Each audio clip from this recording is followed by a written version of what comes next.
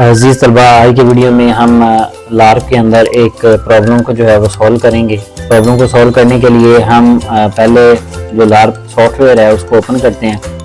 Open करने के बाद हम फाइल मेन्यू में जाएंगे और यहाँ से न्यू वाले ऑप्शन पे क्लिक करेंगे या फिर कंट्रोल एन की जो है वो प्रेस करेंगे कीबोर्ड से। तो उसके बाद हमारे पास एक छोटी सी विंडो ओपन होगी। उस विंडो में जो है ये दो ऑप्शन हमें नज़र आ रहे होंगे, एक फ्लो चार्ट और एक सूडो कोड।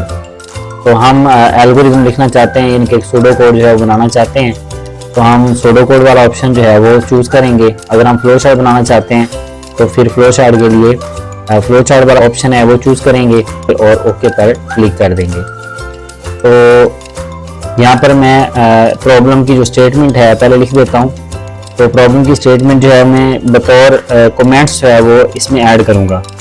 तो कमेंट्स ऐड करने के लिए मैं फॉरवर्ड स्लैशेस का इस्तेमाल करूँगा और इसमें जो भी मैं स्टेटमेंट लिखूँगा वो एग्जीक्यूट नहीं होगी। इससे जो कंपाइलर है वो इसको इग्नोर करेगा। तो मैं यहाँ पर लिख रहा हूँ कि राइट एन एल्गोरिदम, ये हमारे पास प्रॉब्लम है, right N algorithm to check if a given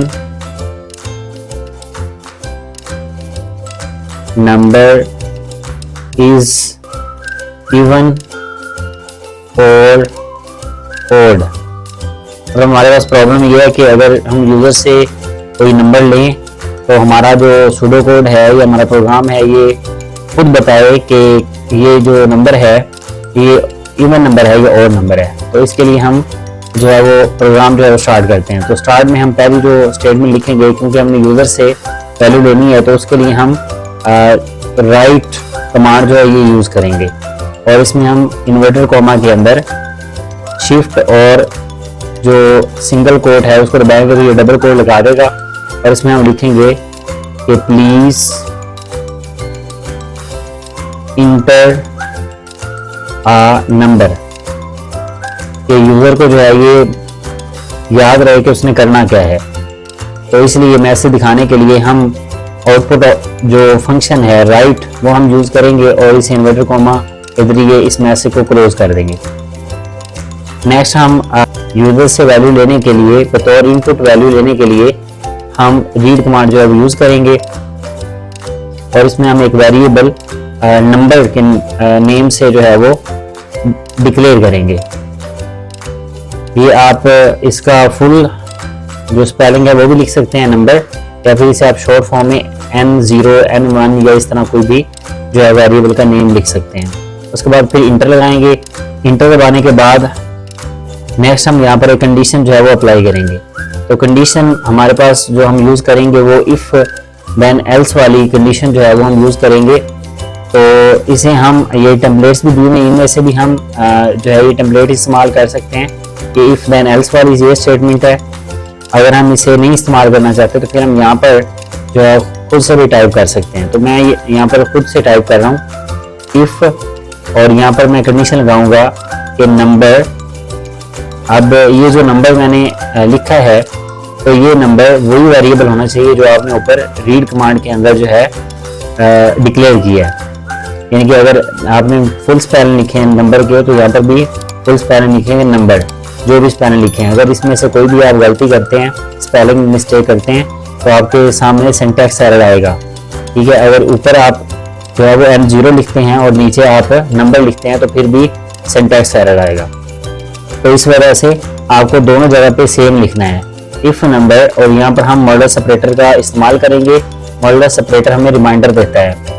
तो इफ़ नंबर आगे मॉडल सेपरेटर, और इसको हम 2 के साथ जो है वो डिवाइड करेंगे और डिवाइड करने के बाद इसका आंसर जो है वो हमें अगर 0 मिलता है तो फिर हम देन इस्तेमाल करेंगे।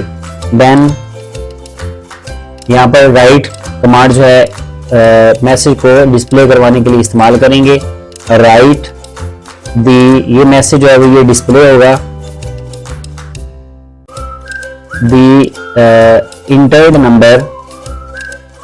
entered number is even।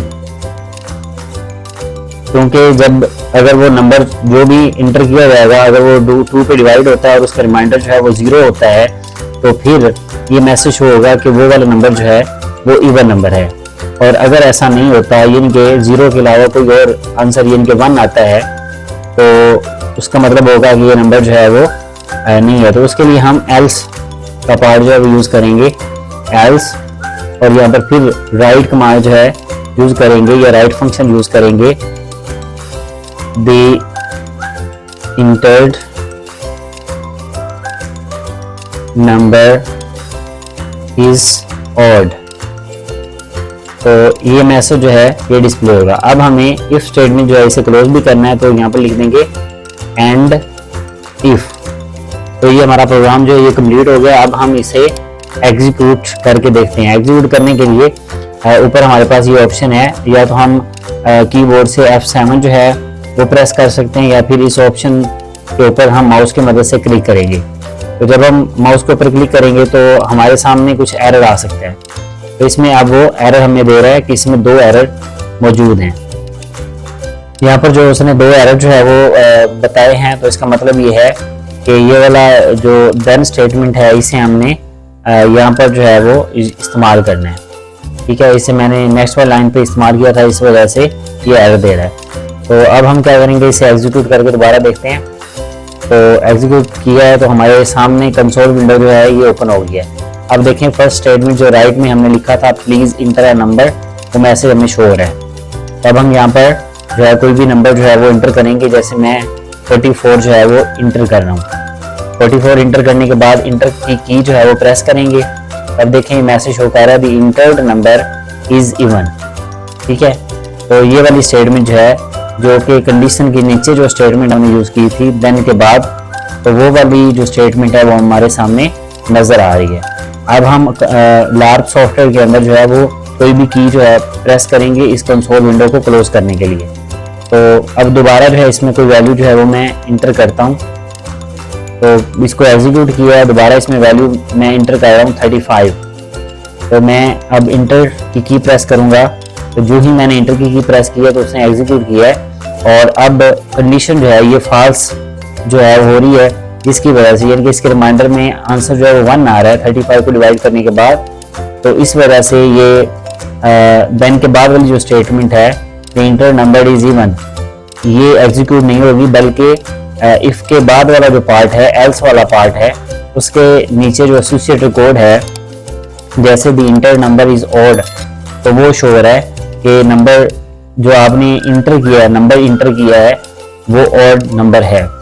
तो ये हमारे पास एक छोटा सा प्रोग्राम था जिसके तहत हमने ये चेक किया कि आया कि एक नंबर जो हम यूज़र से लेंगे और उसके बारे में हमारा जो एल्गोरिथम है वो खुद बताए कि वो ऑड नंबर है या इवन नंबर है। उम्मीद है आपको इसकी समझ आ गई होगी। मुझे दे इजाज़त, अल्लाह।